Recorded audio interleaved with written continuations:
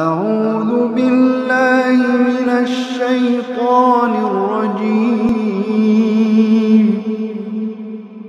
بسم الله الرحمن الرحيم.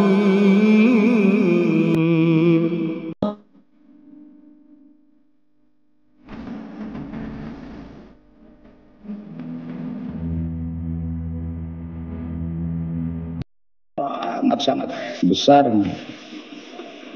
kesusahan yang dialami nabi-nabi terdahulu, nggak ada apa-apanya dibanding kesusahan yang dihadapi, yang dialami nabi kita. Apalagi kesusahan yang kita hadapi ini nggak ada apa-apanya. Dan sebuah hadis mafhumnya, Muhammadku, bila kalian menghadapi kesusahan, penderitaan di jalan agama, di jalan dakwah, maka ingatlah penderitaanku, maka kamu akan merasakan apa yang kamu alami itu nggak ada apa-apanya. Laqad udhitu ma lam yu'dha ahad wa laqad ukhiftu ma lam yukhaf ahad. Aku telah disakiti yang mana tidak ada seorang nabi pun disakiti seperti aku, dan aku telah diintimidasi, ditakut-takuti yang mana tidak ada seorang nabi pun pernah diintimidasi seperti aku. Seluruh kesusahan, penderitaan, perjuangan nabi-nabi ditimbang dengan yang dialami nabi kita, maka akan lebih berat apa yang dialami oleh nabi kita. Kalian dirahmati Allah subhanahu wa ta'ala. Sudah jelas, nabi-nabi terdahulu diutus hanya untuk satu kaum, yang satu profesi. Ada yang diutus untuk kaum pedagang saja, ada yang diutus untuk kaum petani saja, ada yang diutus untuk kaum nelayan saja, ada yang diutus untuk kaum yang profesinya satu. Namun Allah subhanahu wa ta'ala mengutus baginda Nabi SAW untuk seluruh bangsa, seluruh dunia hingga hari kiamat dengan profesinya yang berbeda-beda. Kalian dirahmati Allah subhanahu wa ta'ala. Allah utus Nabi, Ambiya alim salawat wa taslimat, Allah kirim ke dunia buat usaha atas agama, dan dalam menjalankan usaha agama, Ambiya alim salawat wa taslimat mengalami rintangan, penderitaan, kesusahan yang luar biasa. Asyadun nasi bala'an al-anbiya tsummal amsal fal amsal. Manusia yang paling keras ujiannya adalah para nabi. Kemudian yang semisal dengannya, yang semakin mirip dengan para nabi, semakin mirip dengan para nabi, maka mereka akan mendapatkan ujian yang keras itu juga. Yang paling keras ujiannya itu para nabi. Kalian dirahmati Allah subhanahu wa ta'ala. Maknanya memang jalan dakwah ini jalan pengorbanan, mujahadah. Dan ini jalan mujahadah ini dengan Allah akan merubah hati manusia. Allah akan rubah hati manusia dengan dakwah. Nabi Allah subhanahu wa ta'ala utus ke dunia dengan sebab khatmin nubuwah, tertutupnya pintu kenabian, dengan diutusnya baginda Nabi Muhammad sallallahu alaihi wasallam sebagai nabi yang terakhir. Ana khatamun nabiyyin la nabiyya ba'di. Aku adalah penutup para nabi, tidak ada nabi setelahku, wala ummata ba'dakum, dan tidak ada umat setelah kalian. Antum tutimmuna sab'ina ummatan antum afdaluha wa akramuha ala Allah. Kalian penyempurna 70 umat, kalian yang paling utama dan paling mulia di sisi Allah subhanahu wa ta'ala. Ini umat yang terakhir, tidak ada umat setelah ini. Nabi kita nabi yang terakhir, tidak ada nabi setelah baginda Nabi sallallahu alaihi wasallam. Maka tentang Nabi, akidah kita dua. Yang pertama, meyakini beliau sebagai utusan Allah. Yang kedua, meyakini beliau sebagai Nabi yang terakhir. Tidak ada Nabi lagi setelah beliau. Maka sebagai Nabi yang terakhir, dengan sebab tertutupnya pintu kenabian, Allah subhanahu wa ta'ala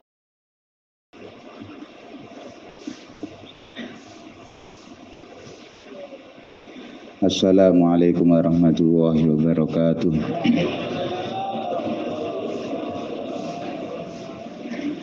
Bismillahirrahmanirrahim. Innal hamdalillah nasta'inuhu wa nastaghfiruhu wa nu'minu bihi wa natawakkalu 'alaihi wa na'udzu billahi min syururi anfusina wa min sayyiati a'malina. May yahdihillahu fala mudilla lahu wa may yudlil fala hadiya lahu. Asyhadu an la ilaha illallah wahdahu la syarika lah. Wa asyhadu anna sayyidana Muhammadan abduhu wa rasuluhu la nabiyya ba'dah.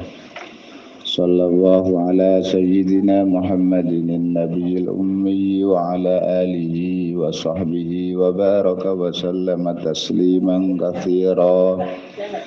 Amma ba'd.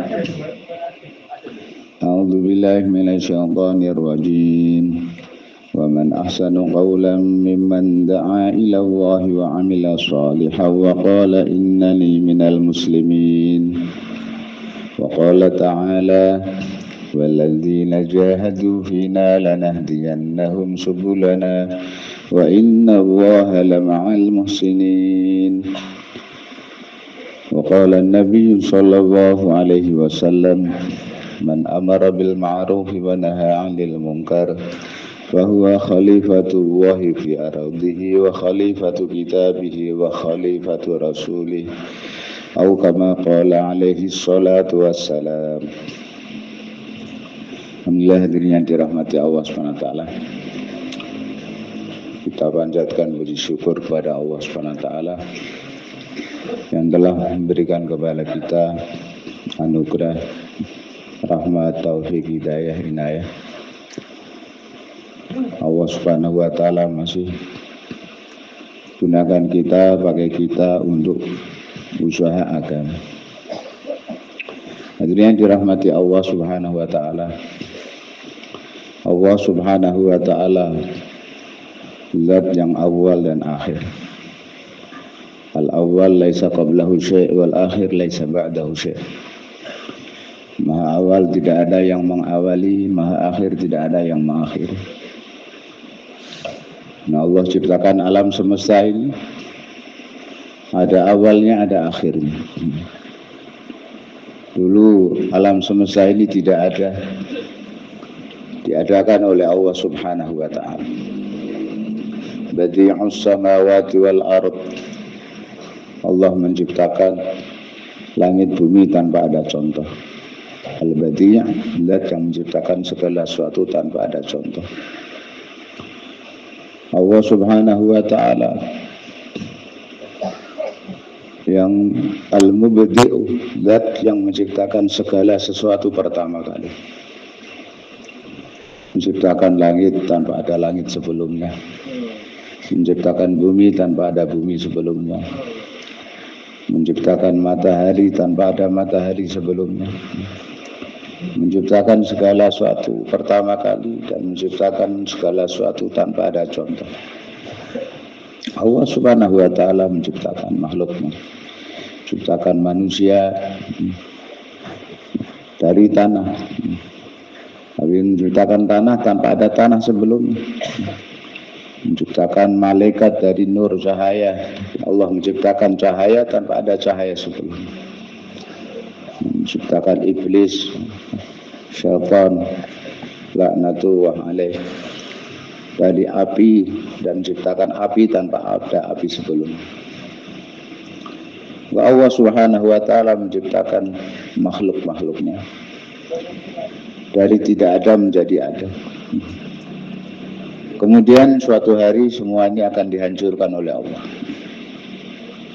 Langit, bumi, matahari, bulan, bintang, ini semua akan hancur, akan berakhir, yakni ada akhirnya. Bahkan sejak Allah menciptakan alam semesta ini, Allah Subhanahu wa ta'ala sudah menyampaikan bela sungkawanya atas hancurnya alam semesta ini. Allah Subhanahu wa ta'ala sudah memberitahu kepada kita manusia bahwa alam semesta ini suatu hari akan dihabisi oleh Allah, akan ada akhirnya. Idza syamsu kuwirat wa idza nujumu qadarat wa idza jibalu sujirat idza samaa'u syaqqat wa adzinat li rabbiha wa huqqat idza samaa'u fatarat wa idza kawakibu intatharat wa idza biharu fujirat wa idza quburu bu'thirat idza waqa'atil waqi'ah laysa liwaqa'atiha kadhibah al-haqqatu mal-haqqah wa ma adraka mal-haqqah idza zulzilatil ardu zilzalaha Al-Qari'atu mal-Qari'ah wa ma adraka mal-Qari'ah. Ini ayat-ayat surah-surah pemberitahuan dari Allah Subhanahu wa taala bahwa suatu hari alam semesta ini akan dihancurkan oleh Allah. Jika langit runtuh, bintang-bintang bertaburan, gunung-gunung berterbangan, bumi hancur, langit, lautan akan terbakar. Semua alam semesta ini akan diratakan oleh Allah Subhanahu wa taala, akan dihancurkan oleh Allah Subhanahu wa taala. Maka alam semesta ada awalnya, ada akhirnya. Zat Allah tidak ada awalnya, tidak ada akhirnya. Manusia Allah ciptakan di tengah-tengah. Ada awalnya tapi tidak ada akhirnya. Manusia dulu tidak ada. Hal ata'alal insani hinum minad dahri lam yakun syai'an madhkura. Itu tidak ada orang yang menyebut-nyebut nama kita. Tidak ada orang yang mengenal kita. Tidak ada yang manggil-manggil nama kita. Kenapa? Belum ada.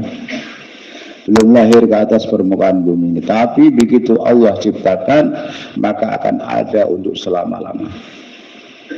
Hanya akan berpindah dari satu alam ke alam yang lain. Dari alam sebelumnya, alam asbah, dari alam asbah kemudian alam aslab, dari alam aslab kemudian ke alam arham rahim. Disitulah berkumpul antara jasad dengan ruh, alam arwah. Baru Allah Subhanahu wa taala hadirkan kita di alam dunia. Setelah alam dunia ini ada alam barzakh, ada alam mahsyar. Kemudian ada jahannam ataupun jannah. Di sana hanya ada dua tempat. Nanti yang dirahmati Allah, kita hanya akan berpindah. Berpindah dari alam dunia ini nanti ke alam barzakh setelah mati. Apakah mati? Mati, meninggal, intiqal, hanya berpindah dari alam dunia ke alam kubur. Di kubur hidup akan menerima apa yang kita kerjakan selama di dunia. Nasib kita di kubur sesuai dengan amal kita di dunia. Begitu juga di alam-alam berikutnya, seterusnya. Di alam mahsyar sesuai dengan amal kita. Faman ya'mal mithqala dzarratin khairan yarah wa man ya'mal mithqala dzarratin syarran yarah. Lihat, amal baik akan dilihat hasilnya, amal buruk juga kita akan melihat hasilnya. Yani kita akan mendapatkan balasan dari setiap perbuatan kita di dunia. Kemudian setelah itu hari penghisaban, ditimbang amal, kemudian dari situ baru akan ditentukan apakah kita termasuk ashabul yamin ataupun ashabul yasar. Kita ini ahli fariqun fil jannati wa fariqun fi syair. Segolongan masuk dalam jannah, segolongan lagi masuk dalam syair neraka. Ketika al-iyadzubillah, kalau sampai kita gagal masuk ke dalam neraka, tidak ada manusia yang paling gagal daripada kita. Tidak ada orang yang paling sengsara, tidak ada orang yang paling menderita yang melebihi orang yang diputus untuk masuk ke dalam neraka jahanam. Dan tidak ada manusia yang paling bahagia, tidak ada manusia yang paling sukses kecuali orang-orang yang telah dimasukkan ke dalam jannah. Di mana Allah Subhanahu wa taala firmankan, "Faman zuhziha 'anil nari wa udkhilal jannata faqad faz." Barang siapa yang diselamatkan dari neraka, dimasukkan dalam jannah, sungguh dia telah sukses. Dia telah beruntung, dia telah berjaya. Untuk orang-orang yang selamat dari neraka masuk ke dalam jannah. Hadirin yang dirahmati Allah Subhanahu wa taala. Maka untuk keselamatan umat manusia, agar manusia ini terselamat dari neraka dan dimasukkan ke dalam jannah, untuk itu Allah Subhanahu wa taala telah menurunkan din, Allah Subhanahu wa taala telah menurunkan agama Agama adalah satu dusturul hayat, satu cara hidup yang apabila diikuti, diamalkan, siapapun yang mengamalkannya, Allah akan sukseskan dia baik di dunia, di kubur, di mahsyar, sirat sampai akhir. Kunci kesuksesan hanyalah agama. Dinul Islam. Taha ma anzalna 'alaikal Qur'ana litashqa. Allah menurunkan Quran itu bukan supaya kita celaka, tapi supaya manusia sukses, supaya manusia berjaya, supaya manusia bahagia, supaya manusia berhasil dunia maupun akhirat. Jadi maksud Allah turunkan agama adalah agar manusia kembali kepada ke surga. Allah telah menurunkan agama, telah menurunkan hidayah. Man tabi'a hudaya fala khaufun 'alaihim wala hum yahzanun. Siapa yang mengikuti petunjuk kami maka dia tidak akan ketakutan dan tidak akan bersedih. Dan dia akan kembali masuk ke dalam jannah. Setelah Allah SWT turunkan Nabi Adam alaihissalam ke dunia. Fil ardi mustaqarrun wa mata'un ila hin. Kamu tinggal di dunia sampai satu waktu yang telah ditentukan, yaitu datangnya ajal.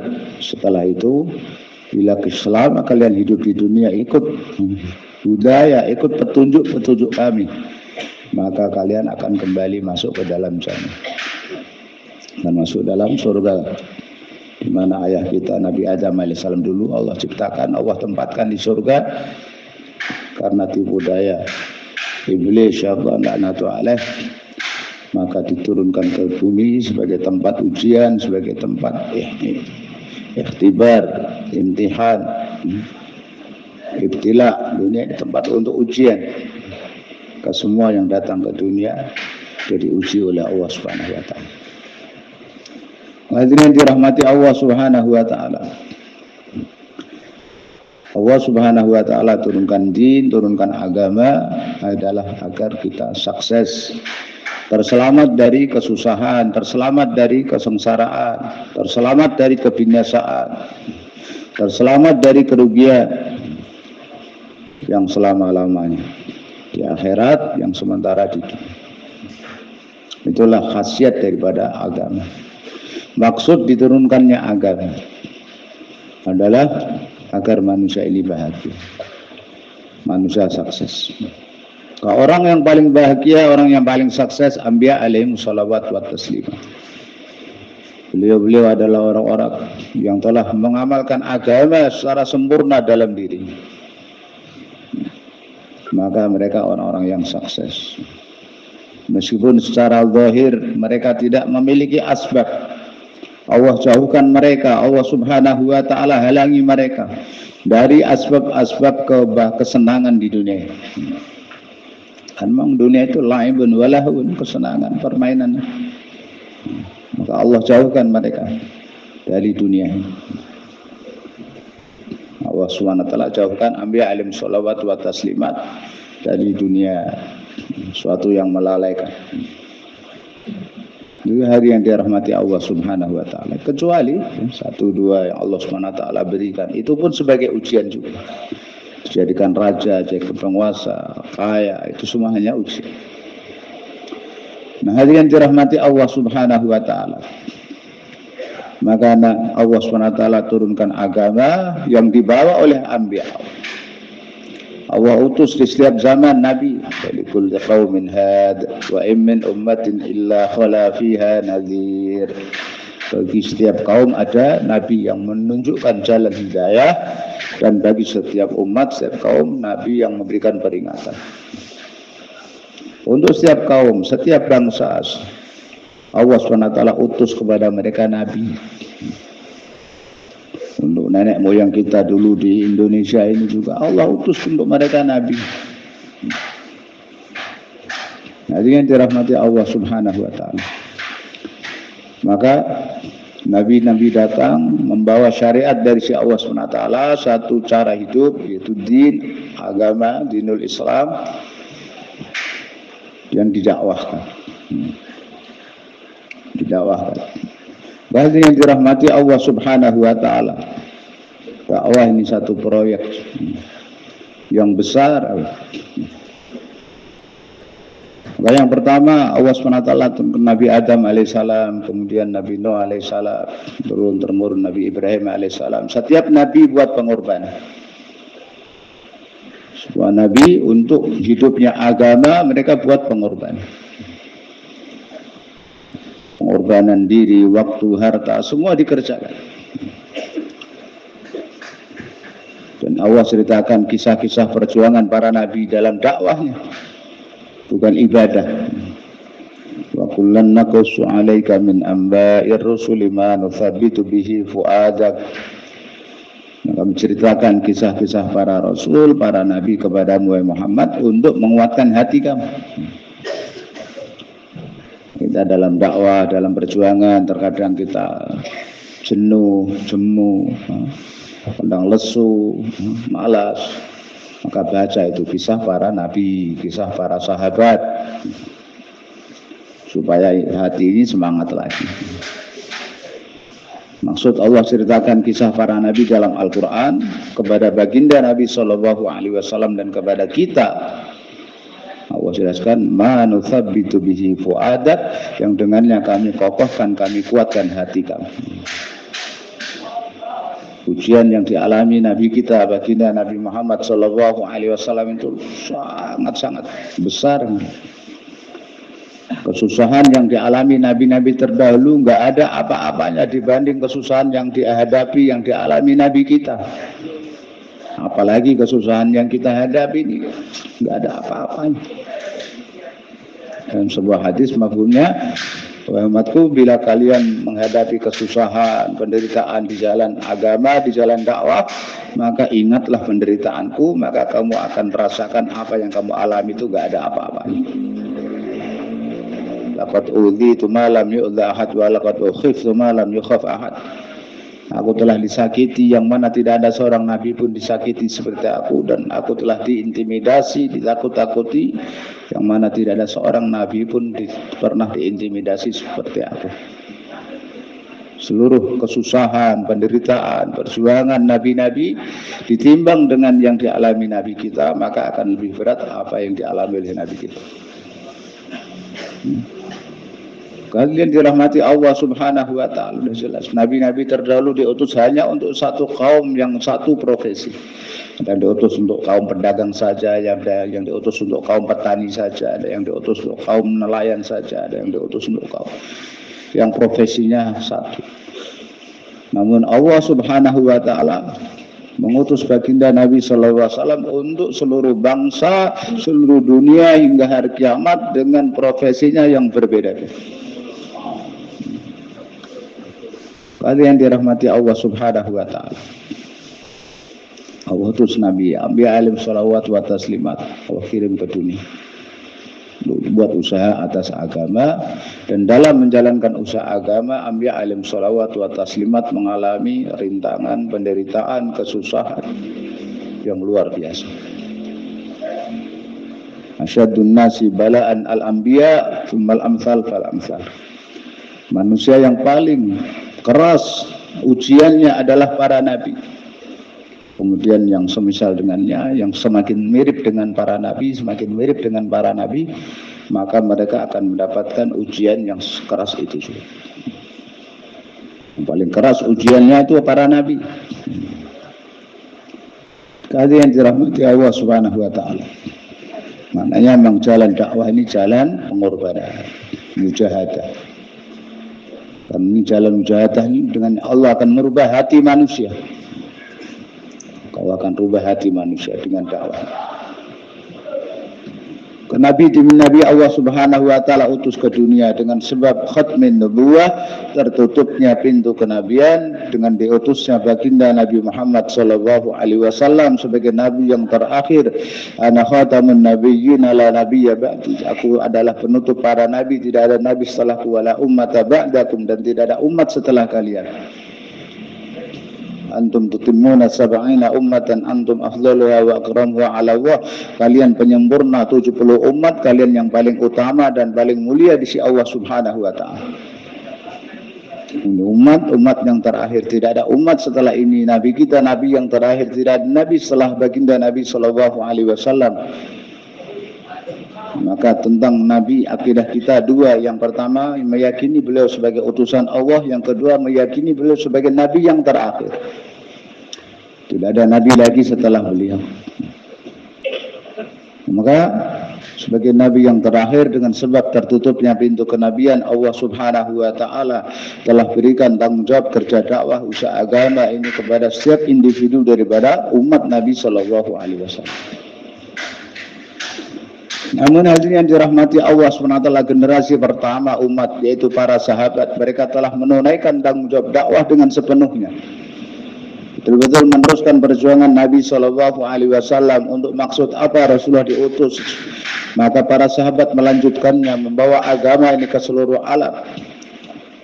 Ya ayuhan nas kunu mithlana, wahai manusia jadilah kalian seperti kami. Dengan segala bentuk perjuangan, dengan segala bentuk pengorbanan dilakukan oleh para sahabat. Pengorbanan diri, waktu, harta, bahkan nyawa mereka korbankan demi tersampainya agama ini ke seluruh alam. 124.000 sahabat yang haji bersama Nabi Sallallahu Alaihi Wasallam. Setelah wafatnya baginda Nabi Sallallahu Alaihi Wasallam, mereka bergerak berhijrah meninggalkan Mekah, meninggalkan Madinah, pergi ke seluruh alam sampai kubur-kubur mereka telah berada di ujung-ujung dunia. Kubur mereka tidak di Mekah, kubur mereka tidak di Madinah, hanya beberapa sahabat yang kuburnya di Mekah, Madinah, di Mu'alla ataupun di Jannatul Baqi. Yang lain semuanya tersebar di penjuru-penjuru dunia, di ujung-ujung dunia dalam rangka menyampaikan agama, mendakwahkan agama, mentabligkan agama. Jazbah yang sama dimiliki laki-laki, wanita dan anak-anak. Biarlah nyawa ini terkorban, yang penting agama hidup di seluruh alam. Biarlah rumah ini terbengkalai, yang penting agama ini bersinar di seluruh alam. Biarlah kebun-kebun kita tidak terurus, yang penting agama hidup di seluruh alam. Suatu cita-cita mereka, innama himamunal akhirah, sesungguhnya cita-cita kami hanyalah kampung akhirat. Mereka enggak peduli dengan dunia, mereka enggak menggubris dunia. Apa yang terjadi di dunia, kelaparan, enggak ada makanan, enggak ada pakaian, kekurangan. Dalam kitab Hayatus Sahabat, qillatul ta'am, qillatul thiyab, kekurangan makanan, kekurangan pakaian, kekurangan segala fasilitas hidup. Sahabat mengalami kekurangan. Mereka bukan orang yang malas, mereka bukan orang yang enggak bisa bekerja, mereka bisa bekerja, mereka orang-orang yang kuat. Tapi perhatian mereka kepada agama itu telah menyita seluruh pikirannya, sehingga tidak menghiraukan apa yang terjadi dengan dunia mereka, makanan mereka, pakaian mereka, diri mereka pun nggak terpikirkan. Apalagi memikirkan istri dan anak, apalagi memikirkan bisnis, nggak terpikirkan oleh mereka. Mereka orang yang tidak takut dengan kelaparan. Mereka orang-orang yang cinta mati syahid, melebihi orang-orang kafir mencintai anak mereka. Itu dakwahnya mereka, semboyan mereka ketika menghadapi ahli batil. Kami membawa orang-orang yang lebih mencintai kematian daripada kalian mencintai anak. Kalian mencintai anak, tapi kami membawa orang yang lebih cinta kematian daripada cintanya kalian kepada anak. Itu yang merubah dunia. Allah Subhanahu, yang dipandang oleh Allah adalah cita-cita kita. Yang dipandang oleh Allah Subhanahu wa Ta'ala adalah niat kita, himmah kita. Hadirin yang dirahmati Allah Subhanahu wa Ta'ala. Para sahabat radhiyallahu ta'ala anhum ajmain, mereka telah buat usaha seperti itu, sehingga agama tersebar kemana-mana. Dan mereka akan bisa menjawab di hadapan Allah Subhanahu wa Ta'ala.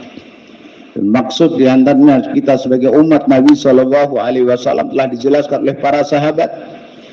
Ketika Sayyidina Rabi bin Amir radhiyallahu ta'ala ditanya oleh Rustum, apa yang membawa kalian ke negeri kami? Apa yang menyebabkan kalian keluar dari negeri kalian dan datang ke negeri kami?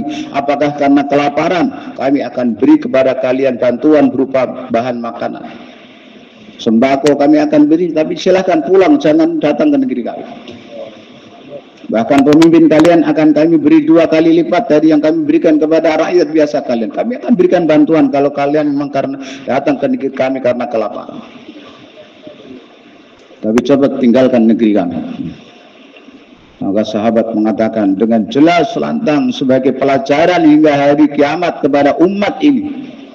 Apa maksud Allah Subhanahu wa taala menciptakan kita, menjadikan kita sebagai umat baginda Nabi sallallahu alaihi wasallam?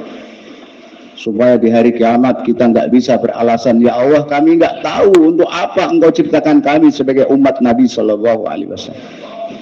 Maka Sayyidina Rib ibn Amir radhiyallahu ta'ala dengan lantang menjawab, Inna Allaha ibta'athana linukhrijal ibad min ibadatil ibad ila ibadati rabbil ibad wa min dhiqid dunya ila sa'atiha wa min jawril adyan ila adlil islam wa arsalana bidinihi ila khalqihi linad'uwahum ilaih. Dengarkan dengan seksama, buka telinga kalian lebar-lebar, kata Sayyidina Rib ibn Amir. Kami datang kemari bukan atas kemauan kami. Kami datang kemari ke negeri kalian bukan untuk minta makan kepada kalian. Bukan karena kami kelaparan. Memang kami bangsa yang terbelakang. Kami bangsa yang terus dihajar oleh kemiskinan, kelaparan melanda ke negeri-negeri kami. Tapi kami datang bukan untuk itu. Sesungguhnya Allah Subhanahu wa ta'ala telah mengutus kami untuk mengeluarkan manusia dari menghambakan diri kepada sama manusia kepada menghambakan diri kepada Allah Subhanahu wa ta'ala. Kemudian dari kesempitan dunia kepada kelapangannya, dari kesempitan hidup kepada kelapangannya, kelapangan akhirat, dan juga dari agama-agama yang batil kepada Islam yang adil. Dan Allah Subhanahu wa ta'ala mengutus kami dengan membawa agamanya kepada seluruh manusia agar kami menyuruh mereka kepada Allah Subhanahu wa ta'ala. Ini beliau menjelaskan dengan sejelas-jelasnya maksud dihantarnya umat, dijadikannya kita sebagai umat Nabi sallallahu alaihi wasallam, yang kaya ataupun yang miskin, orang Arab ataupun yang ajam, orang kota ataupun orang desa, semua memiliki maksud tujuan yang sama, bahwa kita diciptakan oleh Allah sebagai umat Nabi sallallahu alaihi wasallam, sebagaimana Allah Subhanahu wa taala mengutus menghantar anbiya alaihi shalawat wa taslimat, kata-kata yang sama, kalimat yang sana, ibti'ats. Kata ini Allah gunakan untuk para nabi, maka digunakan oleh Allah untuk umat ini juga. Dan Sayyidina Rib bin Amir pun menggunakan kalimat yang sama, bahwa kami datang bukan atas kemauan kami, tapi kami dihantar, diutus oleh Allah Subhanahu wa ta'ala. Sayyidina Ali radhiyallahu waktu pergi ke Yaman, maka beliau berkata kepada orang Yaman, Ana Rasulillah, kami datang ke sini bukan atas kemauan kami, kami adalah utusannya baginda Rasulullah sallallahu alaihi wasallam yang secara tidak langsung maka kita dihantar oleh Allah Subhanahu wa taala kemari. Maka semua adalah dihantar. Maka hadirin dirahmati Allah Subhanahu wa taala katakan abne abku beja huwa samju. Kita merasa menganggap bahwa kita ini dihantar oleh Allah Subhanahu wa ta'ala. Bila dalam hati kita ada perasaan bahwa Allah yang menghantar kita, maka kekuatan, kekuasaan, kehebatan zat yang menghantar bersama yang dihantar. Sebagaimana para sahabat radhiyallahu ta'ala kemanapun mereka pergi, mereka tidak ada rasa takut, karena mereka yakin Allah bersama mereka. Sebagaimana Allah Subhanahu wa taala firmankan kepada Nabi Musa dan Nabi Harun alaihissalam, la takhafa innani ma'akuma asma'u wa ara. Jangan kalian berdua takut, sungguhnya aku bersama kalian berdua, aku mendengar dan aku melihat. Allah bersama dai, Allah Subhanahu wa taala bersama orang yang menyuruh kebaikan. Man amara bil ma'ruf wa naha 'anil munkar fa huwa khalifatullah fi ardihi wa khalifatu rasulih wa khalifatu kitabih.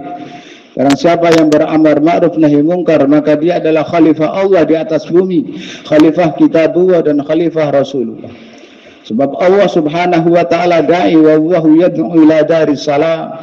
Al-Quran juga adalah dai, hadza balaghul linnas. Nabi sallallahu alaihi wasallam juga dai, karena beliau daiyan ila Allah bi idnihi wa sirajan munira. Allah da'i, Al-Quran da'i, Nabi da'i. Maka orang yang beramar ma'ruf nahi mungkar, dia adalah duta besarnya Allah, duta besarnya Al-Quran, duta besarnya baginda Nabi Sallallahu Alaihi Wasallam. Yang dibawa adalah amanah risalah Nabi, ballighu anni walau ayat, sampaikan dariku meskipun satu ayat. Ballighu ini taklif, satu beban, satu tanggung jawab yang Nabi berikan kepada kita. Anni ini tasyrif, satu kemuliaan, bahwa yang kita ini duta besar, duta besarnya Nabi Sallallahu Alaihi Wasallam. Walau ayat ini takhfif, satu keringanan, meskipun satu ayat hendaknya kamu sampaikan, kamu tabligkan. Hadirin dirahmati Allah Subhanahu wa taala, dengan sebab khatmin nubuwah, tertutupnya pintu kenabian, umat ini dimuliakan oleh Allah Subhanahu wa taala. Dia itu diberi tanggung jawab yang dulu Allah berikan kepada anbiya alaihi wassalawat wa taslimat. Sejak hari pertama, bahkan tidak menunggu Rasulullah Shallallahu Alaihi Wasallam wafat, sehari pertama beliau diangkat menjadi nabi, diangkat menjadi rasul, maka beliau langsung melibatkan setiap individu yang beriman kepada beliau di dalam usaha nubuwah. Nabi Sayyidina Abu Bakar radhiyallahu ta'ala, begitu beliau masuk Islam, maka beliau langsung berdakwah, mengajak orang lain untuk masuk Islam. Hari pertama dapat taskilan 5 orang, hari kedua dapat taskilan 4 orang. Jadilah mereka asyarah mubasyarah. Didakwai oleh Sayyidina Abu Bakar radhiyallahu ta'ala. Dan terus beliau berdakwah, sehingga beliau berdakwah di dalam Masjidil Haram, yang dengan sebab itu beliau dipukuli oleh orang kafir Quraisy sampai hampir wafat. Kenapa? Dakwah. Hadirin dirahmati Allah Subhanahu wa taala, baginda Nabi sallallahu alaihi wasallam sendiri, bagaimana perjuangan beliau. Dilempari batu. Orang-orang musyrikin mereka menawarkan kepada Nabi sallallahu alaihi wasallam, kalau mau jadi orang kaya maka kami akan kumpulkan uang, ingin wanita kami akan silakan kamu pilih mana yang kamu suka, bukan hanya 1, 10 kami akan berikan kepada kamu. Kalau ingin jadi raja maka kami akan angkat jadi raja, tapi tolong hentikan dakwah, jangan berdakwah. Atau kalau mau mengamalkan agama, amalkan sendiri, tapi jangan ngajak-ngajak, jangan berdakwah. Nabi Shallallahu Alaihi Wasallam mengatakan, kalau kalian mampu meletakkan matahari di tangan kananku, bulan di tangan kiriku, kemudian kalian memaksa saya berhenti dari dakwah, saya tidak akan meninggalkan dakwah.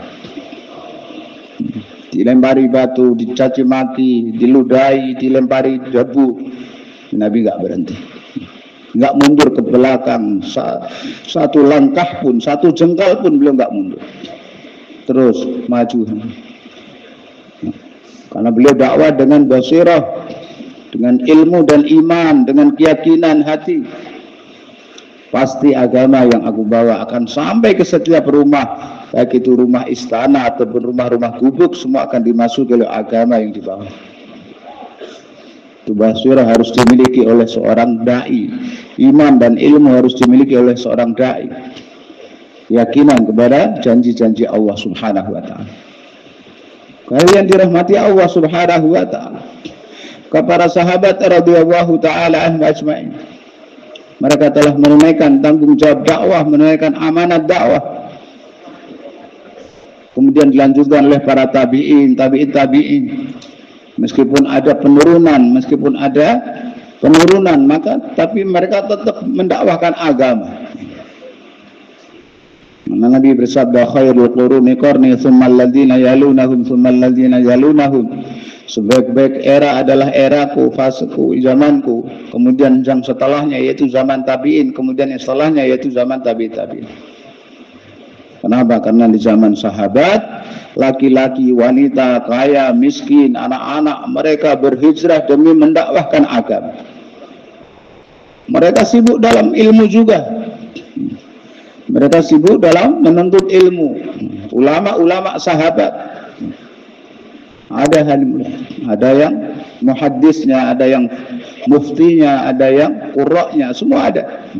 Para sahabat radhiyallahu ta'ala anhum. Di kalangan mereka ada ulama-ulamanya juga. Hadirin dirahmati Allah Subhanahu wa taala, ada yang ulama dalam bidang tafsirnya ada. dalam bidang fikih. Hadirin dirahmati Allah SWT, hanya saja mereka juga tidak hanya sibuk mendakwahkan, menyebarkan ilmu, mereka juga ambil bagian dalam jihad, dalam perjuangan agama Allah Subhanahu wa taala, dalam menyebarkan agama Allah. Semua tanpa terkecuali.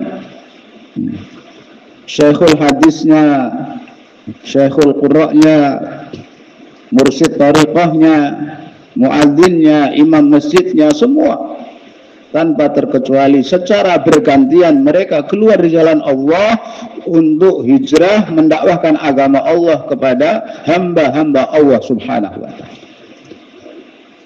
Karena Nabi kita Nabi Muhammad sallallahu alaihi wasallam kafatan linnas basyiran wa nadhira.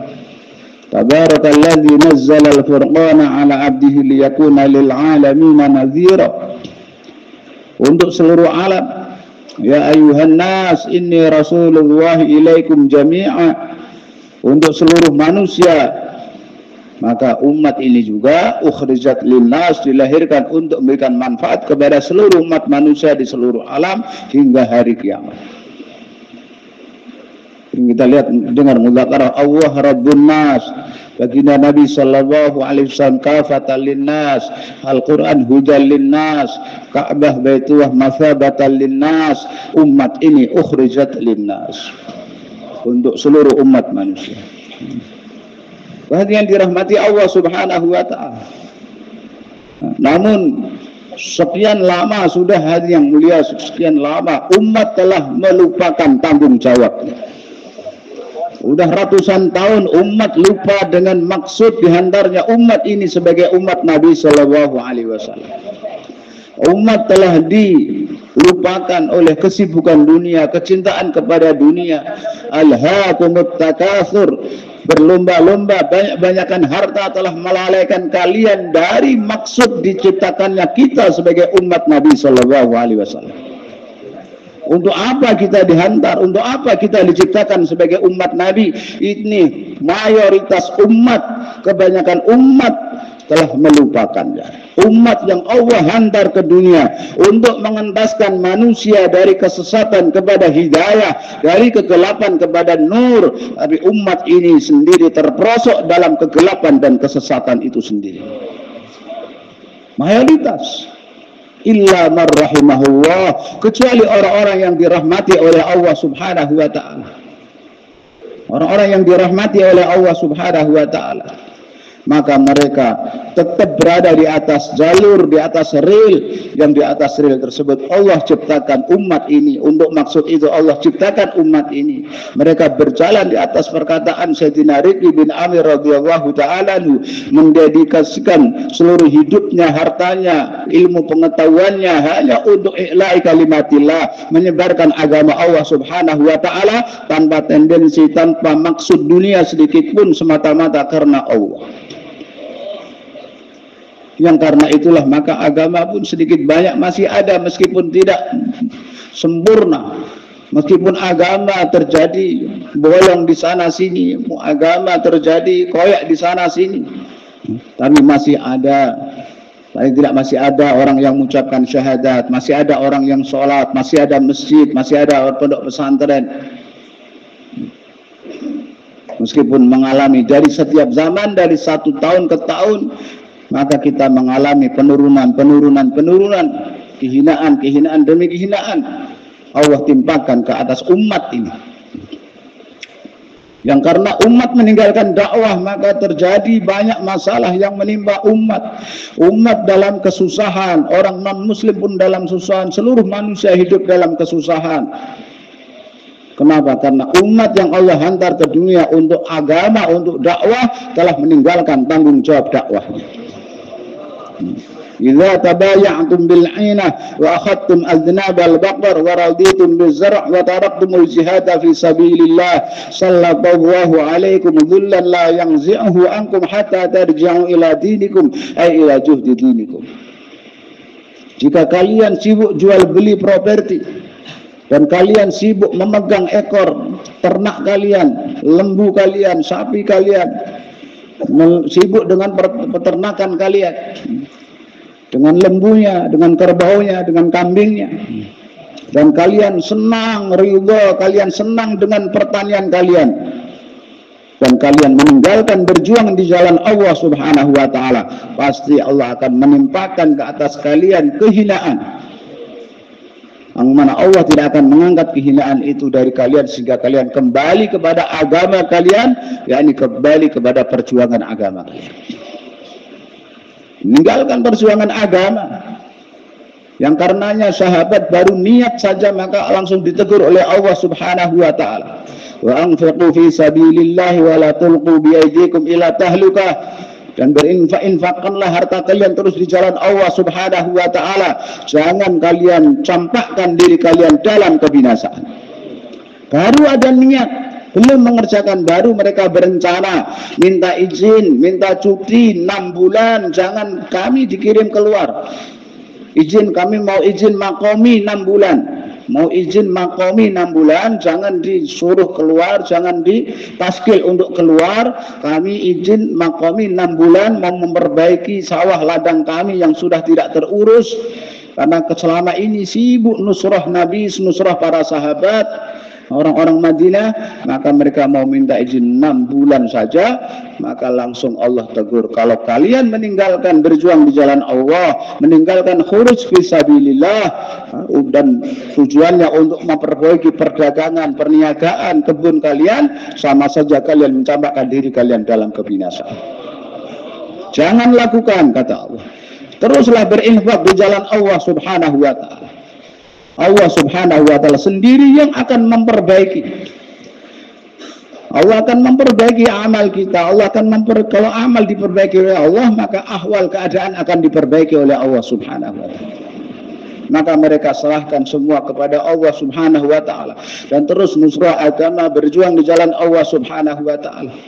Ya sudah, kalau begitu kami minta tolong biar yang ngurus istri anak-anak kami, tapi tolong minta kepada Allah agar Allah alirkan sungai-sungai di kebun-kebun kami.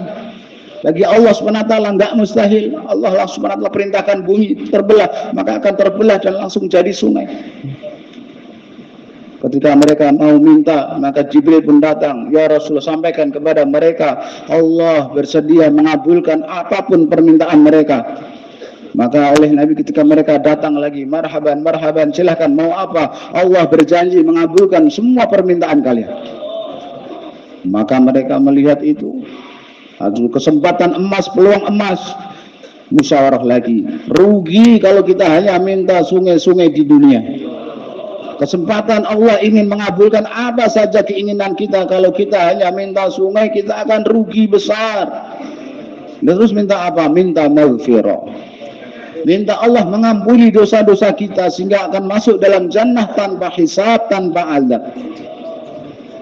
Maka Rasulullah mendoakan Allah maghfir lil ansar wali abna'i ansar wali abna'i ansar wali mawalil ansar wali jiranil ansar.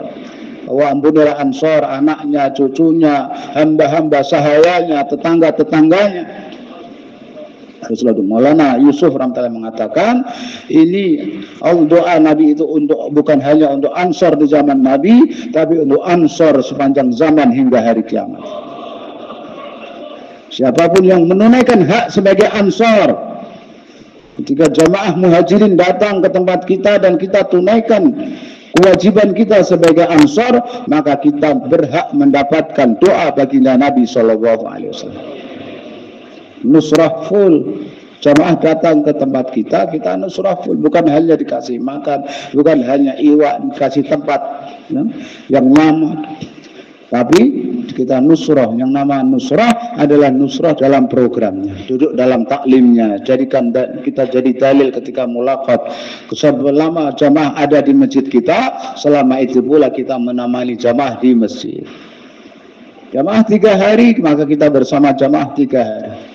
Cuti, nggak kerja, nggak dagang, nggak ke kantor. Kenapa? Ada jamaah. Itu menunaikan hak.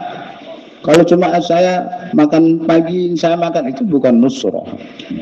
Itu iwa, itu bukan nusrah, tapi memberi tempat. Ada pahalanya juga. Hadirin dirahmati Allah Subhanahu wa ta'ala, tapi doa Nabi akan didapat orang yang betul-betul menunaikan haknya nusra, kewajiban sebagai ansor, maka akan dapat doa Nabi SAW. Hadirin yang dirahmati Allah Subhanahu wa Ta'ala, Allah Subhanahu wa Ta'ala telah beri kemuliaan kepada kita umat ini dengan Allah Subhanahu wa Ta'ala berikan tanggung jawab dakwah. Namun sekali lagi, hari ini sudah ratusan tahun umat secara istimai, mayoritas umat telah melupakan tanggung jawabnya. Melupakan tanggung jawabnya, lupa dengan maksud diciptakannya kita sebagai umat Nabi Shallallahu Alaihi Wasallam. Sibuk dengan perdagangan, sibuk dengan pertanian, sibuk dengan jual beli, sibuk dengan keluarganya, sibuk dengan urusan-urusan dunia yang bukan menjadi maksud diantaranya kita sebagai umat Nabi Shallallahu Alaihi Wasallam. Ada maksud besar, ada tujuan besar Allah Subhanahu Wa Taala menciptakan kita, menghantar kita sebagai umat baginda Nabi Shallallahu Alaihi Wasallam. Maka hadirin yang dirahmati Allah Subhanahu Wa Taala, untuk mengingatkan umat agar umat kembali kepada tanggung jawabnya, umat kembali kepada maksud dihantarnya umat ini ke dunia, dijadikannya kita sebagai umat Nabi Shallallahu Alaihi Wasallam. Laqad manna Allahu 'alal mu'minina id ba'atsa fihim rasulan min anfusihim. Sungguh Allah telah memberikan anugerah kepada umat ini. Manna bisa juga berarti wawang. Allah telah mengharumkan umat ini. Allah Subhanahu wa Ta'ala telah mengharumkan umat ini dengan diutusnya Nabi Shallallahu Alaihi Wasallam ke tengah-tengah umat. Kali yang dirahmati Allah Subhanahu wa Ta'ala, dijadikannya kita sebagai umat Nabi Sallallahu Alaihi Wasallam adalah satu anugerah, satu karunia yang besar yang Allah berikan kepada kita yang hari ini banyak kita lupakan, bahkan kita tidak menghargainya dengan kita belum menjadikan dakwah sebagai kerja utama kita, belum menjadikan dakwah sebagai jalan hidup kita, berarti kita belum mensyukuri nikmat dakwah. Para sahabat dulu mereka bagaimana mencontohkan kepada kita mensyukuri nikmat dakwah. Mereka gunakan dirinya, waktunya, hartanya, anak-anaknya dikorbankan demi agama Allah Subhanahu wa Ta'ala. Seperti itulah mereka mensyukuri nikmat dakwah, menunaikan haknya dakwah, membawa agama ke seluruh alam. Hadirin yang dirahmati Allah Subhanahu wa Ta'ala, dalam kondisi sakit pun mereka keluar jalan Allah Subhanahu wa Ta'ala. Dalam keadaan mereka sakit, ada yang mereka begitu gemuknya, berat badannya begitu besar sehingga nggak bisa, kendaraan nggak muat untuk diduduki, tapi tetap keluar di jalan Allah Subhanahu wa Ta'ala karena perintah Allah, infiru khifafa wa thiqala, nafarlah kalian di jalan Allah dalam keadaan ringan dan dalam keadaan berat. Dalam kondisi apapun sahabat mereka ketika ditaskil akan berangkat, tidak ada yang menunda. Mereka menunda setengah hari saja langsung diperingatkan oleh Nabi Shallallahu Alaihi Wasallam. Wahai Abdullah bin Rawaha, kamu tertinggal oleh teman-teman kamu berapa lama? Setengah hari saja ya Rasulullah. Kudaku lari dengan kencang, aku akan bisa nyusul mereka sebelum sampai ke tempat tujuan. Tidak, wahai Abdullah bin Rawaha, kamu dengan teman-teman kamu tertinggal 500 tahun masuk ke dalam jannah. Riwayat yang lain, antara kamu dengan teman-teman kamu terpisah antara timur dan barat. Kamu tertinggal jarak antara timur dan barat. Meskipun kamu bisa menyusul, karena tertinggal setengah hari saja, maka kamu tertinggal masuk surga 500 tahun. Nabi Shallallahu Alaihi Wasallam menjelaskan, karena khusus keluar di jalan Allah Subhanahu Wa Taala bukan main-main. Keluar di jalan Allah Subhanahu Wa Taala bukan amal sepele, bukan amal kecil, bukan amal thawabi. Kalau saya keluar 4 bulan saya dapat pahala, nggak keluar 4 bulan nggak apa-apa. Saya keluar 40 hari dapat pahala, nggak keluar nggak apa-apa. Ini adalah masalah hidayah. Kita keluar 4 bulan, maka Allah beri kita hidayah, jadikan kita asbab hidayah. Allah akan sebarkan hidayah ke seluruh alam. Apabila kita tidak keluar jalan Allah Subhanahu wa Ta'ala, kita sendiri termahrum dari hidayah, terhalang dari hidayah, dan menjadi sebab umat terhalang dari hidayah. Bukan masalah dapat pahala. Jangan anggap kerja dakwah hanya thawabikan. Jangan hanya menganggap dakwah sebagai kerja amalan yang mendatangkan pahala yang besar. Ini masalahnya masalah hidayah. Hari yang dirahmati Allah Subhanahu wa Ta'ala, umat secara istimewa hari ini telah lupa dengan maksud Mereka bingung, Allah memberi mereka harta, Allah Subhanahu wa taala memberikan kepada mereka kekayaan, Allah memberikan kepada mereka fasilitas hidup. Tapi mereka nggak tahu, bingung untuk apa. Akhirnya paling hanya weekend jalan-jalan dengan judul membahagiakan istri dan anak. Sabtu Minggu jalan-jalan, camping kemana, minggu ini kemana, nanti liburan kemana, liburan akhir tahun, sekolah, maka jalan-jalan, shopping ke Singapura, ke Malaysia, ke Eropa, lebih banyak ke Amerika, jalan-jalan ke gunung, ke sawah. Coba setiap Sabtu Minggu ini jalan padat, macet semua, pergi ke puncak, semua tujuannya apa? Mereka menyia-nyiakan potensi solahiyat yang Allah berikan karena mereka nggak tahu untuk apa Allah menjadikan kita sebagai umat Nabi SAW. Bahkan umat ini bukan hanya lupa, tapi nasyan mansia, dakwah ini telah bukan hanya dilupakan. Kalau orang lupa mudah mengingatkan, lupa naruh kunci mudah diingatkan. Tapi kalau orang lupa, kalau dirinya lupa, susah diingatkan. Sudah dijauhi 1000 kali, dengar targib sudah 1000 kali, hadir istimewa sudah berkali-kali, tapi nggak mudeng-mudeng juga. Kenapa? Karena bukan hanya lupa, tapi lupa kalau dirinya lupa. Usaha dakwah bukan hanya dilupakan hari ini oleh umat, tapi sudah menjadi nasyan mansia, sebagaimana Sayyidah Maryam mengatakan, ya laitani mittu qabla hadza wa kuntu nasyan mansia. Langkah baiknya kalau saya mati sebelum ini, mendapat anak tanpa seorang suami, dianggapnya apa ini? Seandainya baiknya kalau saya mati sebelum ini dan aku dilupakan oleh umat, bahkan umat manusia lupa kalau saya pernah ada.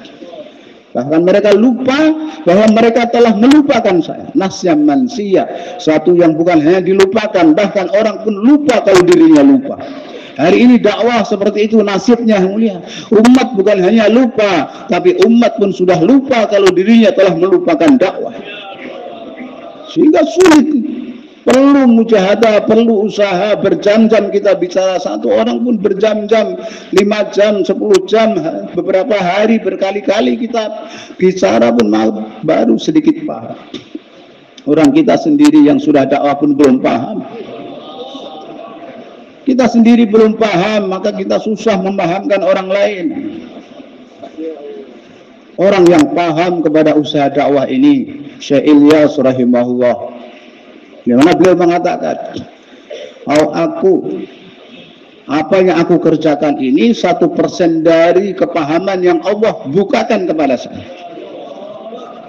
Dari kepahaman tentang dakwah yang Allah bukakan kepada beliau, yang beliau bisa amalkan, yang beliau bisa kerjakan hanya 1%. Yang mana beliau lupa segala-galanya, dirinya pun lupa. Syekh Yusuf rahimahullah pun lupa. Haji Abdul Wahab, orang-orang yang hasil tarbiyahnya Maulana Ilyas, itulah orang-orang yang paham dengan dakwah. Orang yang paham pelajaran. Dalam kitab Fadilah Sedekah, Syekhul Hadis mengatakan, orang yang sudah paham pelajaran cinta, maka dia tidak akan cuti, dia tidak akan pulang. Orang yang paham dengan kerja dakwah, maka tidak akan cuti dari dakwah, tidak akan pulang dari dakwah. Nggak ada waktu untuk yang lain. Ada waktu. Orang yang paham kerja dakwah, seluruh hidupnya sebelum dia menyesal di akhirat, seandainya dulu seluruh hidup saya, seandainya dulu seluruh harta saya. Kalaulah kita paham dengan kerja dakwah ini, maka kita akan seluruh harta akan kita habiskan sebagaimana Sayyidina Abu Bakar radhiyallahu taala, Sayyidah Khadijah radhiyallahu taala anha, para sahabat radhiyallahu taala ajmain, mereka habiskan seluruh hartanya karena mereka orang yang paham dengan keagungan kebesaran kerja dakwah. Maka mereka habiskan seluruh hartanya untuk agama, untuk dakwah, untuk penyebaran agama. Baru setelah seluruh hartanya habis, bahkan tirai-tirai rumah pun nggak ada, jarum-jarum yang ada di rumah pun disapu, nggak ada satu benda pun yang ada di rumah. Baru datang Jibril menyampaikan salam Allah untuk Sayyidina Abu Bakar radhiyallahu taala. Sebagaimana Sayyidah Khadijah dapat salam dari Allah ketika seluruh harta bendanya habis, baru dapat salam. Begitu juga Sayyidina Abu Bakar ketika seluruh kekayaannya habis, baru dapat salam dari Allah Subhanahu wa taala. Itulah nuskhah Resep untuk bisa dapat salam dari Allah SWT, habiskan seluruh harta benda kita untuk agama. Nggak tersisa sedikit di rumah kecuali tembok dan atap. Daun pintu pun habis, daun jendela habis, apalagi cuma kursi, tikar, habis untuk agama Allah SWT. Baju pun habis. Nggak ada satu helai baju pun. Sayyidina Abu Bakar radhiyallahu akhirnya memakai tirai pintu yang terbuat dari karung goni, yang mana kancingnya terbuat dari duri. Sehingga ketika Jibril datang menyampaikan salam dari Allah Subhanahu wa Ta'ala, maka menyampaikan juga hari ini seluruh malaikat di langit memakai baju yang sama seperti yang dipakai oleh Sayyidina Abu Bakar radhiyallahu untuk memuliakan. Itu nilai derajat yang diperoleh oleh orang yang menghabiskan hartanya untuk agama Allah. Hartanya pun habis, tenaganya habis untuk itu, pikirannya habis untuk itu, keringatnya habis untuk air matanya untuk itu, darah pun terkucur untuk itu. Hanya untuk agama. Innama himamunal akhirah. Semua cita-cita kami hanyalah kampung akhirat. Bagaimana akhirat kita bisa cemerlang dan akhirat seluruh umat manusia juga terbina. Tidak hanya memikirkan akhirat dirinya sendiri, memikirkan akhirat seluruh manusia.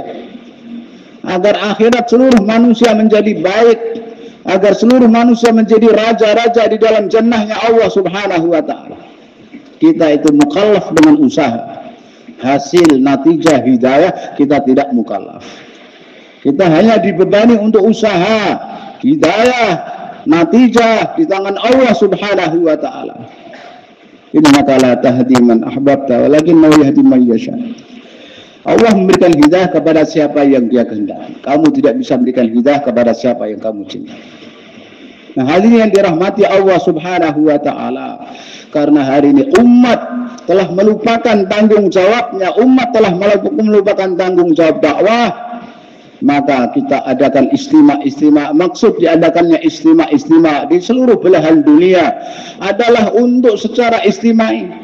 Memang dengan kita kirim jamaah, Masya Allah, Alhamdulillah usaha berubah. Tapi dengan adanya istimewa, menghadirkan jutaan manusia dalam istimewa, kita harapkan hanya dengan 3 hari, 2 hari di dalam majelis, sedikit banyak umat akan paham untuk apa umat ini dihantar ke dunia. Untuk menjelaskan perkara ini kepada umat, untuk itulah dibuat istimewa. Maka kita hadirkan dengan cara apapun, dengan harga berapapun, kita hadirkan umat dalam istimewa. Dengan cara apapun, dengan harga berapapun, kita hadirkan umat sebanyak-banyaknya. Masyayikh kita memberikan target kepada kita 1,5 juta. Karena menurut mereka minimal untuk istimewa Indonesia ini untuk saat ini minimalnya hendaknya menghadirkan 5 juta umat Islam. Dengan jumlah umat Islam 240 juta. Taruhlah separuhnya atau sepertiganya. 80 juta, 70 juta laki-laki balik. Dari 70 juta hadirkan 5 juta dalam istimewa.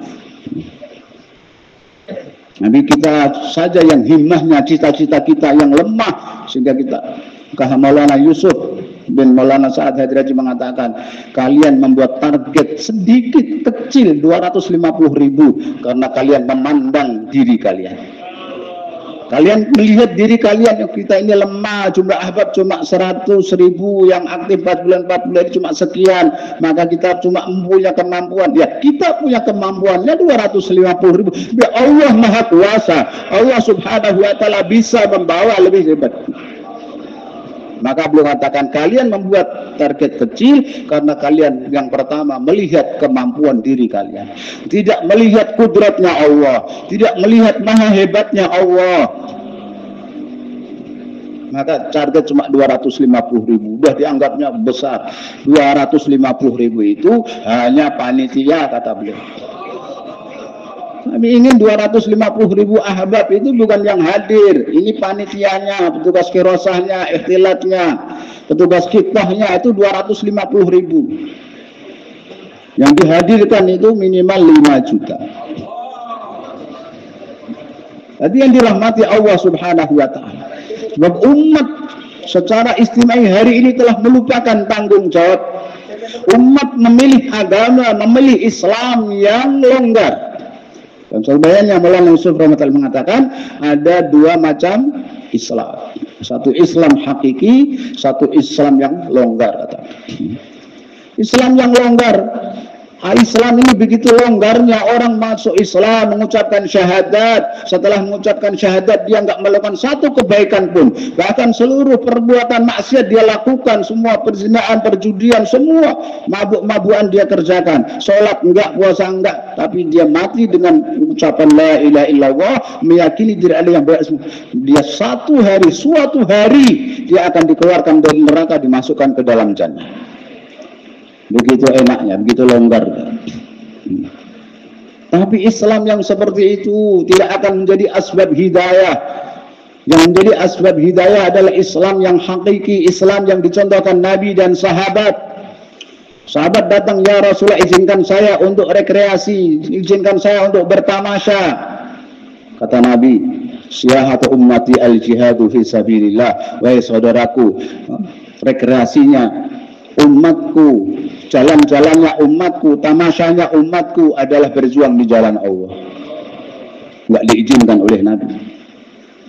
Orang sahabat pulang dari safar melihat satu lembah yang hijau, di situ ada sumber mata air yang sangat enak. Dia berniat, sisa hidup saya akan saya habiskan di sini, ibadah, zikir, baca Quran sendiri sampai mati. Tapi saya nggak akan melakukan sebelum musyawarah dengan Nabi. Datang kepada Rasulullah, katakan sesaat di jalan Allah lebih baik daripada kamu ibadah di rumah kamu seumur hidup kamu. Nabi nggak izinkan juga. Tadi yang dirahmati Allah Subhanahu wa Ta'ala, Islam yang sebenarnya. Pertama kali yang membuat bangunan-bangunan mewah adalah Sayyidina Muawiyah radhiyallahu. Sayyidina Muawiyah membangun istana seperti Romawi Persia. Dihantarkan permadani yang mahal-mahal, istana yang mewah, singgasana yang mewah, padahal beliau hanya sebagai gubernur ketika itu, tapi membuat istana yang megah, membuat singgasana yang megah. Ditegur sama Sayyidina Umar di zaman Sayyidina Umar, itu gubernur Sayyidina Umar, kenapa kamu melakukan seperti itu? Maka beliau menjawab, kalian tidak tahu, kalian hidup di Mekah, kalian hidup di Madinah, di tengah-tengah orang Islam. Kami ini hidup di tengah-tengah orang kafir.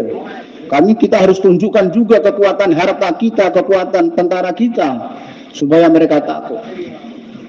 Tapi dari sejak itu nggak ada kesan sedikit pun, orang kafir nggak gentar sedikit pun. Orang dengan cara hidup yang seperti itu, tidak ada satu orang kafir pun masuk Islam.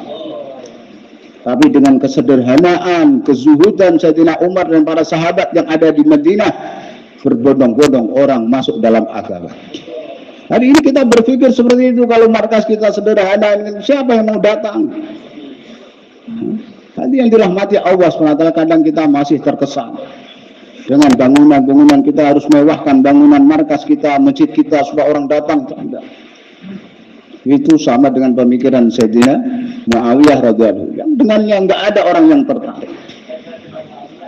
Orang ikut dakwah dulu ketika masjid kita masih kecil, ketika markas kita masih kecil, belum ada kipas. Orang ketika itu berbondong-bondong.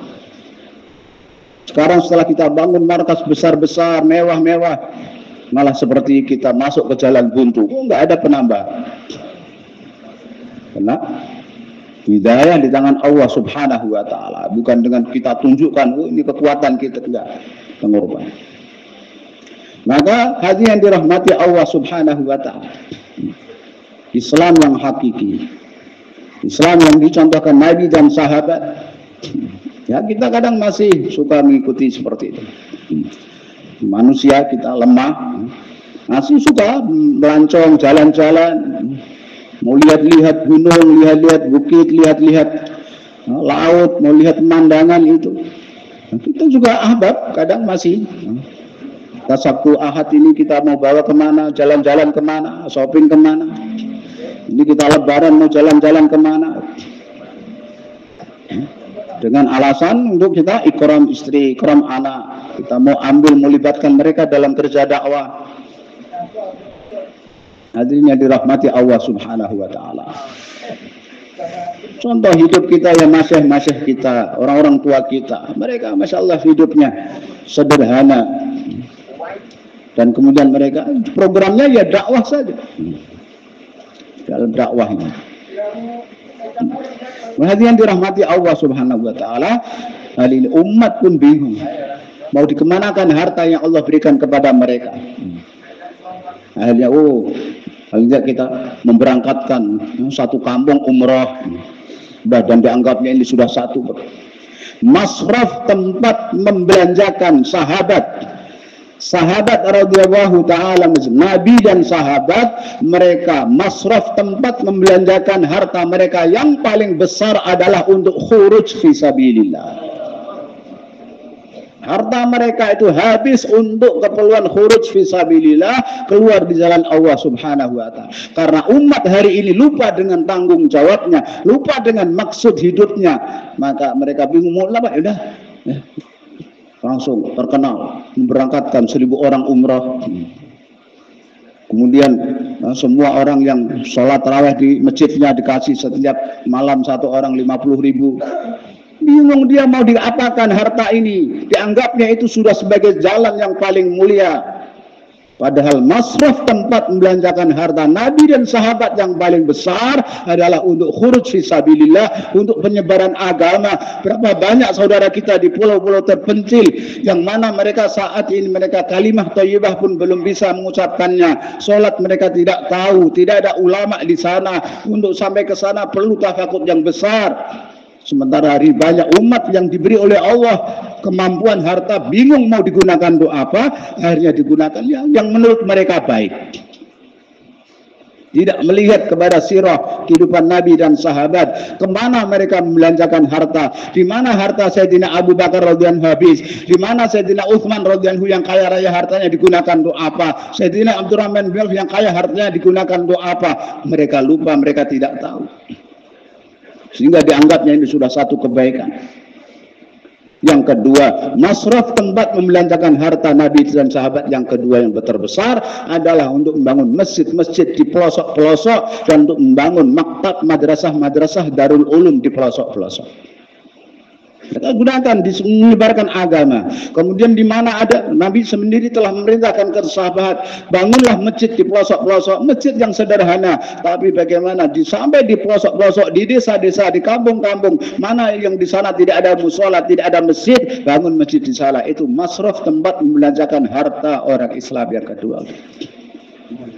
Serupai, lihat mana daerah yang di situ ada orang Islam tapi nggak ada masjid, nggak ada tempat belajar, tidak ada maktab, tidak ada madrasah diniyah, tidak ada ulamanya. Wujudkan ulama di sana, kemudian bangunkan untuk mereka madrasah untuk mengajarkan agama. Itulah masraf tempat kedua sahabat menghabiskan hartanya.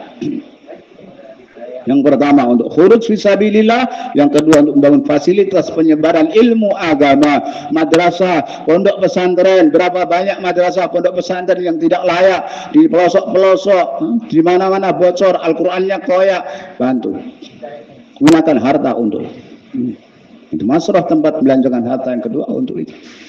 Nah, hadirin yang dirahmati Allah Subhanahu wa ta'ala, untuk mengingatkan, mengumpulkan umat sebanyak-banyaknya dalam istimewa agar umat bisa hadir dan kemudian sedikit banyak mendengarkan pembicaraan tentang akhirat, tentang fikir risau agama. Maka Allah Subhanahu wa ta'ala berharap yang akan hadir, Allah akan bukakan hatinya, Allah SWT akan berikan kepahaman. Kita dulu juga sama, sebelum kita keluar jalan Allah Subhanahu wa ta'ala, kita juga sama seperti itu, bingung mau apa. Sabtu Minggu bingung mau apa yang dikerjakan, karena nggak ada perguruan. Jauhlah satu nggak ada, jauhlah dua nggak ada, taklim mahalah mingguan juga nggak ada. Alia bingung ini Sabtu jalan-jalan kemana. Tapi begitu ikut dakwah, oh tahu Sabtu Minggu waktunya taklim, jadi nggak ada pikiran kemana-mana. Sibuk membawa umat ke dalam taklim, menghubungkan setiap umat dalam taklim. Dan hari ini umat telah melupakan tanggung jawabnya, maka untuk mengembalikan umat secara istimai, mengembalikan umat secara rame-rame, maka hal yang mulia kita adakan istimewa umum ini. Kita buat istimewa umumi, hadirkan orang umum sebanyak-banyaknya, dan kemudian dia akan dipahamkan oleh masyayikh-masyayikh kita tentang dakwah, tentang yang mana dengan pengorbanan para masyayikh kita, Allah Subhanahu wa taala kita berharap akan membuka hati kita dan membuka hati kaum muslimin di negeri kita agar kembali kepada maksud dan tujuannya, kembali kepada tanggung jawabnya, yaitu melanjutkan usaha Nabi Shallallahu alaihi wasallam. Maka untuk itu hadirin yang mulia, ini satu kesempatan. Ini adalah satu mokok, satu kesempatan bagi kita para pekerja dakwah untuk berlomba-lomba. Hadirin yang dirahmati Allah Subhanahu wa taala, yang kemarin Masya Allah, ini juga saudara kita dari Bengkulu, mereka mengatakan kami siap, berapapun jamaah, berapapun orang hadir, kami siap untuk khidmat mereka. Nah, itu kan niat baik mereka, tapi kita dalam usaha agama, asas kita adalah pengorbanan diri dan harta. Kita tetap berkorban. Siapapun yang banyak korbannya, maka dia akan dapat pahala yang besar. Ini kesempatan, bukan waktunya kita menghemat. Jangan bencana. Silakan buat ambil keputusan sendiri. Sayyidina Utsman radhiyallahu taala, beliau dikirim ke Mekah waktu Hudaybiyah. Maka ada desas-desus beliau karena lambat pulang, maka ada informasi yang tersebar, berita tersebar bahwa beliau ditawan oleh orang-orang musyrikin, akan dibunuh. Maka Rasulullah SAW ini anggaplah tangan Utsman, dan semua berbaiat kalau sampai Sayyidina Utsman terbunuh maka kita akan membalaskan. Maka semua berbaiat. Maka dengan sebab itu maka tidak terjadi apa-apa, enggak jadi Sayyidina Utsman pun kembali, tapi dengan sebab niat mereka untuk mengorbankan nyawa mereka demi agama, maka laqad radhiyallahu 'anil mu'minina yubayyi'unaka tahta asy-syajarah. Allah telah ridha kepada mereka yang berbaiat di bawah pohon. Satu pengorbanan. Kemudian hadirin yang dirahmati Allah Subhanahu wa taala, ketika Nabi Shallallahu alaihi wasallam mau berangkat ke Badar, maka ditanya beberapa kali, orang Muhajirin siap, orang Ansor paham yang dimaksud mereka. Maka akhirnya mereka mengatakan, kami anak panah dari anak-anak panah engkau ya Rasulullah, terserah engkau akan bidikan kami kemana, kami akan ke sana. Dengan sebab keniatan mereka yang seperti itu, niat mengorbankan dirinya, nyawanya, Allah Subhanahu wa taala berikan pertolongan kepada mereka. Namun begitu selesai Badar, dapat tawanan, musyawarah, Sayyidina Umar usulnya, serahkan mereka tawanan kepada keluarga masing-masing yang telah Islam, dan kemudian supaya mereka membunuhnya, untuk tunjukkan kepada Allah bahwa kita tidak ada ilaqah dengan orang-orang musyrik. Ilaqah kita, hubungan kita hanya dengan Allah dan Islam saja. Tapi Sayyidina Abu Bakar, jangan ya Rasulullah, walaupun dia saudara kita masih berharap mereka Islam. Kan waktu itu Sayyidina Abbas pun tertawan. Jadi yang dirahmati Allah Subhanahu wa taala, maka usulan Sayyidina Abu Bakar yang diterima oleh Nabi, bahkan mereka dibebaskan dengan tebusan. Tapi keesokan harinya Rasulullah nangis, Sayyidina Abu Bakar nangis, Sayyidina Umar tanya, kenapa nangis ya Rasulullah? Allah Subhanahu wa taala sebenarnya lebih condong kepada usulan kamu. Karena dalam usulan kamu mengorbankan, dalam usulan Sayyidina Abu Bakar, jan bencana, menyelamatkan nyawa, mengeman-eman diri waktu hartanya, jangan sampai nyawanya, hartanya terkorban untuk agama. Tapi karena itu azab sudah Allah turunkan sampai ke pelapah-pelapah kurma. Kalaulah bukan karena hasil musyawarah kita, kami semua akan binasa oleh azab, kecuali kamu wahai Umar yang selamat. Kenapa dalam hal ini jangan bencana, mengorbankan eman-eman di dalam kesempatan istimewa seperti ini. Jangan sampai harta saya tergunakan, jangan sampai harta saya tergunakan, eman-eman harta jangan sampai. Maka dari kisah terserah tuan-tuan ambil keputusan sendiri. Ini waktunya kita untuk berlomba-lomba, berkorban, mengorbankan diri kita, harta kita untuk kesuksesan istimewa, menghadirkan jutaan manusia dalam istimewa. Dan apapun yang kita berikan tidak akan sia-sia, tidak akan diterlantarkan oleh Allah Subhanahu wa taala. Innahu la yudhi'u ajral muslimin. Allah Subhanahu wa taala tidak akan menyia-nyiakan pahala orang-orang yang berbuat baik. Sahabat mereka berlomba-lomba.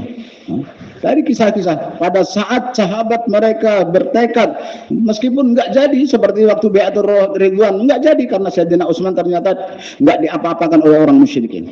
Tapi dengan niat mereka untuk mengorbankan nyawa mereka, Allah ridha kepada mereka. Hadirin dirahmati Allah Subhanahu wa taala.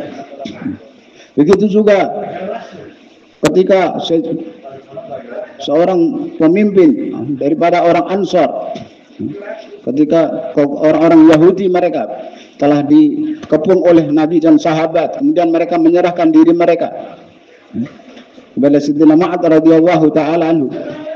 Maka hadirin yang dirahmati Allah Subhanahu wa taala, maka beliau putus, kamu ikut, kamu bersedia keputusan aku? Maka beliau putuskan, ya Rasulullah, laki-laki dewasanya, wanita-wanita, anak-anaknya jadikan hamba Yahudi.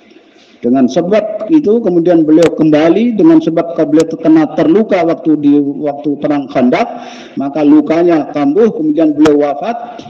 Maka Allah Subhanahu wa taala kirim 100.000 malaikat untuk mengiringi jenazah. Sehingga ketika Nabi SAW mau datang ke sana, maka beliau sampai berjinjit. Kenapa berjinjit ya Rasulullah? Saking penuhnya dengan malaikat, aku tidak dapat tempat untuk menapakkan telapak kakiku sepenuhnya. Bahkan Rasulullah berlarian takut kalau jenazahnya akan diangkat dibawa ke langit. Maka beliau buru-buru. Hadirin yang dirahmati Allah, ini kisah ketika sahabat mereka membuat keputusan untuk mengorbankan demi agama Allah Subhanahu wa taala, maka Allah muliakan mereka. Allah Subhanahu wa taala berikan derajat yang tinggi kepada mereka. Namun ketika ada usulan yang di situ ada sedikit menyelamatkan agar dirinya, nyawanya, hartanya tidak terpakai di jalan Allah Subhanahu wa taala, maka Allah Subhanahu wa taala pun hampir menurunkan azab kepada mereka. Nah, sekarang terserah bapak-bapak sendiri. Ini kesempatan tidak dibatasi, siapapun boleh berkorban untuk terselenggaranya istimewa, keperluan. Nah, kemarin mereka Masya Allah Kementerian Bengkulu siap, pokoknya nggak laku uang nih, nggak laku. Itu kan mereka. Tapi kita tetap, ini adalah kesempatan emas, peluang emas bagi kita ahbab seluruh Indonesia untuk mengorbankan diri kita, waktu kita, harta kita. Dari segi waktu maka kita akan akan bergerak menjumpai umat setiap hari 1.000 orang, setiap hari 1.000 orang, paling tidak 500 orang, 100 orang, minimal 25 orang setiap hari kita jumpai. Dakwahkan, gaungkan istimewa. Bahwa akan ada tablik akbar. Semalam suara-suara bilang, kita kasih nama apa? Kalau di IPB udah masuk istimewa, udah tahu istimewa Arewin, istimewa Bopal, istimewa mereka udah tahu. Orang Islam istimewa, ya istimewa orang-orang dakwah, orang tabligh, tapi dihadirkan seluruh orang Islam. Kalau kita bilang istimewa, banyak orang umum kadang nggak paham. Dan dulu sudah kita suarakannya istimewa, dari dulu alhamdulillah istimewa, dan orang datang juga meskipun nggak banyak karena memang kita usahanya nggak maksimal membawa orang umum dalam istimewa. Mau Indonesia berdoa, mau Indonesia menangis, mau Indonesia menyala, mau apa terserah. Ini tablik akbar, Indonesia berdoa. Ya, kita berdoa semua alhamdulillah.